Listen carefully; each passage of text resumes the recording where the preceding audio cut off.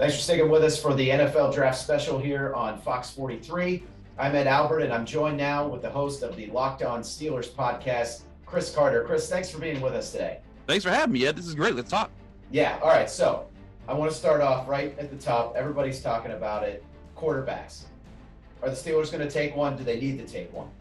They need to take one at some point, but the problem is the people who are fixated on them having to take one in the first round. The Steelers have positioned themselves with their free agent moves to say, hey, if the quarterback of their dreams falls to them at 20, great, they'll go get him. But from what I've heard, Malik Willis is that quarterback, and there's very little chance that he's going to fall outside of the top 10. But if their guy falls to them there, they'll take him. Where they can also take a quarterback, though, is in the later rounds. They've gotten visits from Desmond Ritter. They've talked to people like Matt Corral, Carson Strong. They're interested in a lot of different quarterbacks in this class. They'll most likely add an arm to their room, but I would count on it not having to come in the first round, because I still see a lot of defensive and offensive playmakers who could be available to them at 20 without them having to trade back or trade up. And then that way they can get a quarterback like a Carson Strong, maybe like a Bailey Zappi in the later rounds, just to add to camp so that Mitch Trubisky and Mason Rudolph can be your top two quarterbacks for this season while you're filling out the rest of the roster. One name I did not hear you mention is one that gets tossed around a lot. I know you also cover Pitt football, is Kenny Pickett. That's the name that in the Steelers fan base just keep getting tossed out there. What are your thoughts on where you think he might go if it's not necessarily to the Steelers? The reason I don't say him to the Steelers is because I'm firmly entrenched in that he's going to the Carolina Panthers. For those who don't know, I was at Kenny Pickett's pro day at the UPMC Rooney Sports Complex, and the Steelers are always there at the Pitt pro days every year because they're literally next door to the Pitt Panthers training facilities. But the only other team that sent a general manager and a head coach and an offensive coordinator to go look at Kenny Pickett was the Carolina Panthers. And if you know Matt Rule, he was the head coach at Temple when they originally recruited Kenny Pickett and got a commitment to attend Temple to play football there, but he decommitted and then switched to Pitt.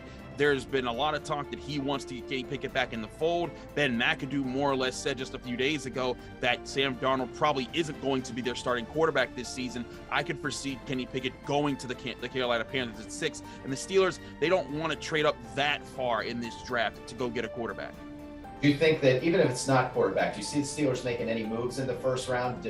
Is there a guy that they're targeting that they are willing to trade up to try to go get if they're not there at the point where they're at there at 20?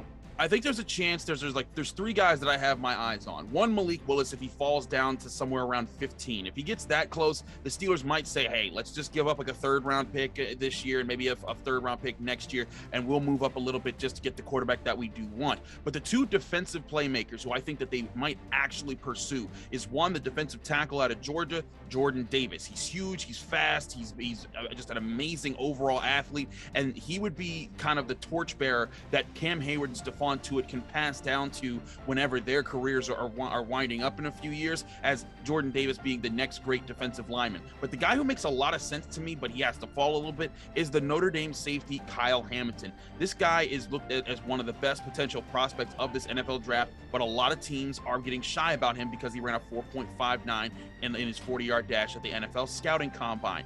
Here's the way I view it. They have a great safety in Minkah Fitzpatrick, and they like to pair him with another very talented safety, but they want to be careful in doing so without overpaying for two major contract at the safety position. The best way to do that is to draft another star safety. And this way, when Kyle Hamilton's rookie contract is up in 5 years, he'll be 25 years old, and Minkah Fitzpatrick will be the one who's 30 years old. And the Steelers would potentially have a guy who could become the best safety in football, who'd already be lining up to the guy who I believe is the best safety in football right now, Minkah Fitzpatrick. So trading up to maybe 12th overall with the Minnesota Vikings, that would cost also a first round this year, a third round this year, and maybe a third round next year. That's a move I can see the Steelers actually doing. I mean, all very interesting. Like you said, there's really not a place where the Steelers don't really have a need for. Next place I kind of want to target here is the line. You know, you feel like on either side of the ball, they could use some help, defensive line and offensive line, to shore that up there. Who would you think that's out there, even if it's in some of the later rounds, that the Steelers might be looking at? Well, so early on in the draft process, a lot of people were talking about Tyler Linderbaum, the center out of Iowa, and Zion Johnson, the center / guard out of Boston College. But when they signed James Daniels and they signed Mason Cole and they brought back Chukwuma Okorafor, I really think that pushed back offensive line as not a day one priority to the Steelers, unless the cards fall a certain way and they're like, you know what, we'll get this guy because he's the best player on our board right now. But I would look out in the later rounds for a guy like Zach Tom. He's a really good athletic offensive tackle for Wake Forest. You could probably get him as late as the 3rd or 4th round, and that would be good value because he would be a guy that could come in, push Dan Moore Jr. for his job, and if he works out in the next few years, you can get a chance to say, hey, you know what, Chukwuma Okorafor, you're the guy we just signed for this amount of money. We don't have to pay you that big money on the back end of your contract because this guy on a rookie deal is playing so well. But I would look at him, Penn State's Rasheed Walker as another guy, maybe in the 2nd round, Nicholas Petit-Frere of Ohio State. There's different guys that I would look at offensive tackle to add to the room. But if I'm looking at guard and center, I'm really looking at those top 2 picks, Linderbaum and Zion Johnson. But Linderbaum, he's undersized at the center position, so there's a lot of speculation as to will he have the same kind of dominance he had at Iowa in the NFL.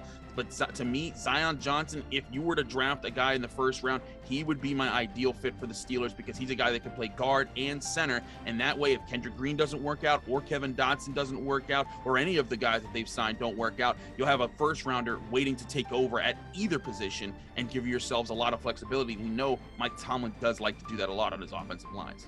Absolutely. We're shaping up this, it seems like this is going to be Kevin Colbert's last draft as the Steelers general manager. I would imagine that would kind of eliminate any chance for some surprises that we might see, right? And next year would be the year that we see this kind of being more, not necessarily put into Mike Tomlin's hands, but you'll have the, whoever replaces Colbert sort of driving the train there. Absolutely. I foresee Kevin Colbert wanting to kind of end his career the way that he's managed it. He wants to make sure that he makes it. You can be aggressive if you think that the playmaker that's going to be there for the future for the Pittsburgh Steelers and going to be a pillar player over the next decade or so. If you think that guy's available, like a Kyle Hamilton or a Jordan Davis, they're going to go get those guys. But they also do not want to mortgage the future and basically set up the next general manager in a tough spot by saying, hey, you know what, we're going to take away your 1st round pick next year so that we can go up and get the quarterback of our dreams in the top 10. For a lot of people out there that think the Steelers are so committed to the quarterback position, I remind people of the decision that they made in 2003. They traded up that year when they knew that Tommy Maddox was their best quarterback on their roster. He wasn't that good, and they knew that. And they traded up in 2003 to get Troy Polamalu. And he became the star safety that they added, much like how I suggested they could do so with Kyle Hamilton. And it wasn't until the next year that they drafted Ben Roethlisberger in a year that was a much higher pedigree of quarterbacks for as far as the draft class that was involved. I see next year being that kind of a year again, with Bryce Young being available of Alabama, with CJ Stroud being available of Ohio State, and you may see plenty of other guys rise up. Brennan Armstrong of Virginia. Pitt might even get another guy in the draft as far as Keaton Slovis, the USC transfer. I see next year as being a much stronger quarterback class, and so the Steelers don't want to mortgage the future on that. So I see Kevin Colbert sticking to his guns, staying in a kind of realm of possibility to say, hey, we'll trade up, but not so much that we lose too many of our future picks, and they set up the next GM with a nice slate and a balanced roster. All right, last thing I'm going to throw at you here, Chris. We talked a little about the draft part of it. The Steelers also have a little bit of cap room left still. Do you see any moves that they make after the draft to try to shore up some things? Or are there any other targets out there yet in free agency that they want to pursue?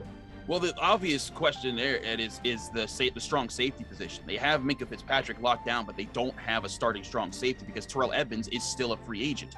Now, the 2 big names that everyone's going to talk about at strong safety are Terrell Edmonds and Tyrann Mathieu. Edmonds, I think, would be an ideal fit because he wouldn't be too costly. He's not a Pro Bowl safety, but he's a solid safety that knows your team, has a good relationship with Minkah Fitzpatrick, and wouldn't have to learn too many new things on your defense. But I think a lot of this, Ed, is going to be predicated on how the draft plays out, because there's 4 safeties that I think that if they get in the first 2, any one of these guys in the first 2 rounds, that'll determine how they move forward. For example, if they get Kyle Hamilton, I think that's a sign that, hey, they might just sign Terrell Edmonds back to have 3 good safeties in their rotation and work that way. But if they get a player like Lewis Cine, the safety out of Georgia in the national championship Bulldogs team, I can see them going and getting Tyrann Mathieu because he would be more of a slot corner / extra free safety on the field to combine with him. But if they went with Daxton Hill, the safety out of Michigan, he's more so like the type of safety that Tyrann Mathieu is. So if you get a player like that, like Daxton Hill, you'd probably then go and get Edmonds instead of Tyrann Mathieu. And I know a lot of Steelers fans want to get Tyrann Mathieu, but his style of play is just smaller, not, he's quicker, faster, and he's older, but he's not the kind of guy that you're going to say, hey, go cover this tight end over here, which is something that Terrell Edmonds did. If they don't get that kind of a guy in the draft, Terrell Edmonds will be back with the Pittsburgh Steelers. That's my prediction. But if they get a bigger size safety, I would expect Tyrann Mathieu to still be in the equation, because he has said that Mike Tomlin and him have spoke on the phone. Awesome. All right. Well, Chris, I really appreciate you taking the time. We know that you're the host of the Locked On Steelers podcast. Where else can we find some of your work, Chris? You can follow me on Twitter and Instagram at Carter Critiques. You can read my work at dkpittsburghsports.com, where I provide film analysis on the Pittsburgh Steelers, as well as cover the Pitt football and basketball teams. And as always, check me out on the Locked On Steelers podcast on Apple, Spotify, Google Podcasts, Odyssey, and YouTube. All right. Take some notes there, everybody. Got to read and look at Chris's stuff. A lot of good stuff out there. Christopher Carter, thank you so much. And we'll be right back.